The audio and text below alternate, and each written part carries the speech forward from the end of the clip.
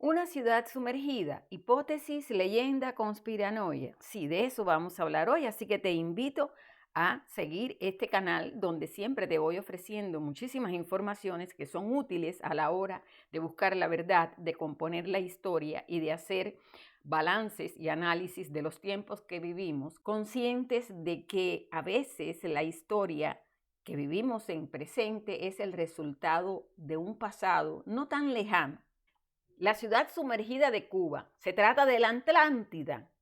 Según Murcia.com, que usa como fuente Archivo Todo Cuba, corría el año 2001 cuando los científicos canadienses Pauline Salinsky y su esposo Paul Wainswade, que realizaban estudios en la península de Guanacabibes, descubrieron una misteriosa estructura sumergida de piedras geométricas y simétricas semejante a una ciudad con estructuras de piedras. La ciudad sumergida de Cuba se llamó a partir de ese momento. Como siempre ocurre, cada vez que aparece una roca bajo el agua, de inmediato algunos comienzan a decir que pudiera tratarse de la mítica ciudad perdida de la Atlántida sumergida en Cuba. El objetivo de la empresa de los esposos Pauline Salinsky y Paul Wainswade, llamada Advanced Digital Communication, ADC, no era encontrar ninguna ciudad sumergida, sino buscar los restos de los cientos de barcos que se hundieron en las proximidades de Guanacabibes, todos cargados de tesoros durante la dominación española. Sin embargo, el sonar de ADC, me refiero al sonar, al equipo que utilizaron, se le llamó así sonar. Este equipo, capaz de detectar cualquier irregularidad sobre el lecho marino, descubrió no barcos, sino inusuales formaciones de crestas, bloques lisos y estructuras piramidales y circulares. ¿Qué encontraron entonces en las profundidades de la ciudad sumergida en Cuba? Bueno, de acuerdo con este sitio, que a su vez usa de referencia Murcia.com, aunque los entusiastas de la Atlántida hayan hecho sonar las campanas primero, los grandes bloques de piedra de 2.44 a 350 metros de altura, hallados a profundidades de 600 metros y que ocupan un área de 2 kilómetros cuadrados, pudiera tratarse solo de formaciones naturales. En el mejor de los casos, de los restos de una ciudad maya, que sería la más oriental de todas las que construyó esta civilización mesoamericana. Ojo aquí, en el mejor de los casos, los restos de una ciudad maya. En estas aguas, dice este artículo, además de formaciones rocosas, encontraron estructuras muy similares a lo que fuera un desierto árido y la colocación de piedras simétricamente ordenadas. Piedras que más bien daban la apariencia de algún tipo de desarrollo urbanístico muy organizado. Estas estructuras rocosas presentan crestas, muchas con aspectos alargados, y los bloques que se aprecian tanto de forma cúbica como de forma piramidal. La valoración que se hizo en esa oportunidad es que esa aparición en aguas profundas tiene una data de antigüedad de unos 6.000 años aproximadamente. Las investigaciones pertinentes a este descubrimiento incluían, entre tantos recursos, videos, mapas de localización con las estructuras allí presentes, mapas topográficos y también batimétricos, además de fotos de cada una de las estructuras y avistamientos posibles y diversidad de fotos aéreas. Vamos entonces ahora a otras hipótesis sobre la ciudad sumergida en Cuba. Las investigaciones de la existencia de esta impresionante ciudad sumergida en Cuba han arrojado diferentes hipótesis que van desde la disposición de estas estructuras como fenómenos naturales, la construcción de estas por seres inteligentes, una isla antigua que se sumergió motivado por algún desastre natural y la unión de alguna de las otras causas antes mencionadas. Uno de los arqueólogos especialistas en el área subacuática expresó que sería genial si en realidad esta fuera la ciudad perdida de la Atlántida, sumergida en Cuba, para apreciar lo antiguo de aquel período. Los mayas fueron grandes arquitectos y navegantes, por lo que la hipótesis de que hubiesen podido llegar hasta las costas cubanas o alguna isla cercana ya desaparecida y construir una ciudad en ella no es del todo descabellada. En los relatos de los cronistas españoles se encuentran evidencia de encuentros en la región más occidental de Cuba con indios muy distintos a los que habitan la mayor de las Antillas. Hasta el momento no se ha podido confirmar nada, pero sería la apoteosis del turismo si se confirmara que la Atlántida, la ciudad sumergida de Cuba, se encuentra frente a las costas de Pinar del Río. Bueno, esto ya les digo que tiene que ver con el artículo publicado en murcia.com, que a su vez se basa en publicaciones de Archivo Todo Cuba. Vamos entonces ahora a las conclusiones de esta publicación, murcia.com, en la que ellos dicen, haciendo un recorrido por las distintas publicaciones que se hicieron en aquella etapa, haciendo una búsqueda, navegando como hago yo ahora, que en datos aportados y citando, en este caso, este artículo dice que Russia Today se dice que parece ser que la posibilidad de encontrar un resto arqueológico en esa región empezó a vislumbrarse a mediados de los 60, amigos, en plena crisis de los misiles en Cuba, cuando los submarinos de la Armada norteamericana que patrullaban la zona avisaron en su rastreo restos de lo que podrían ser las ruinas de una ciudad. Bueno, aquí caeríamos en la conspiranoia, pero eso lo dejamos para otra historia. Dice el artículo que estoy citando hoy aquí. Entonces resulta que el gobierno americano lleva ocultando ese dato desde entonces. ¿Cómo es posible que semejante descubrimiento de una construcción de ese tipo se oculte a la opinión pública?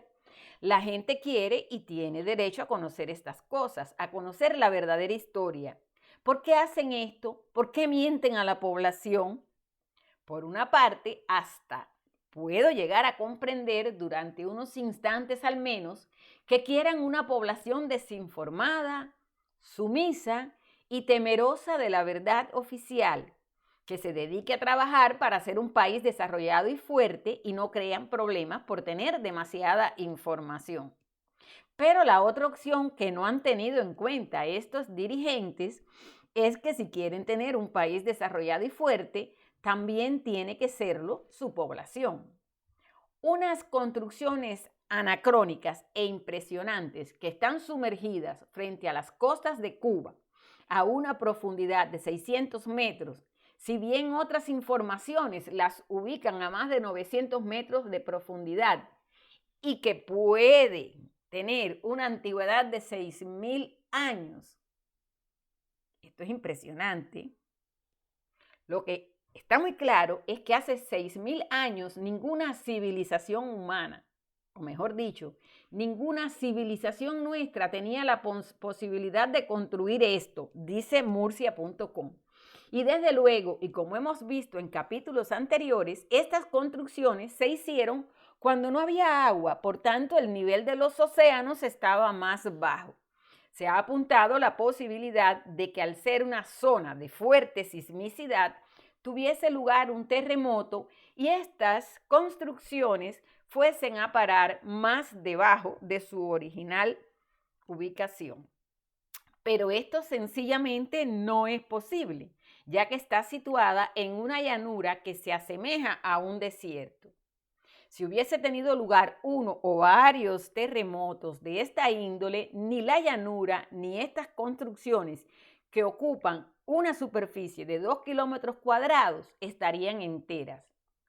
Y que estas construcciones estén a esa profundidad implica, sin lugar a dudas, un evento catastrófico enorme a nivel global. Bueno, ellos hablan de globo, ustedes saben que yo hablo de plan. Tal como ya se ha ido considerando en estos capítulos anteriores de este artículo. También se ha apuntado en los datos aportados que pudiera tratarse de los restos de una ciudad maya, lo que chocaría de frente con la datación de 6.000 años de antigüedad, suponiendo que los mayas fuesen capaces de hacer esas construcciones que les atribuye la ciencia oficialista. También se dice que podría ser la Atlántida y desde luego se trata de la Atlántida, pero la Atlántida no está ubicada en un lugar del planeta que se hundió y fue tragado por el mar. La Atlántida, como ya sabemos, está por todo el planeta al subir las aguas de los océanos aproximadamente 1 kilómetro e inundar amplias zonas de tierra y también construcciones que son inexplicables como las que ya conocemos y que están por todo el plano. Pero ¿por qué en 20 años que han pasado ya no se habla de esto ni se investiga? Resulta que en esta zona hay petróleo. Entonces se está dejando pasar un espacio de tiempo suficiente como para que esto se olvide y será entonces cuando procederán a destrozarlo para sacar petróleo, consiguiendo dos objetivos al mismo tiempo: sacar el maldito petróleo y destrozar estas pruebas que nos hablan de nuestros orígenes, unos orígenes maravillosos. En la frontera transparente yo les dejo el enlace al sitio que publicó todo esto que les he ofrecido hoy y que lo hacen a partir de la consideración de Rafael Alfonso Alfaro García. Y también, bueno, pues a partir de lo que publicó en algún momento el sitio Cuba Cute, y allí tienen el enlace, así como lo que se publicó en el sitio lajornadamaya.mx, o sea, México, que dice en el desarrollo del tema que en las inmediaciones de la península de Yucatán, una isla registrada en mapas antiguos se perdió en el Golfo de México y se comprobó que no hay rastros de su existencia en el punto marcado.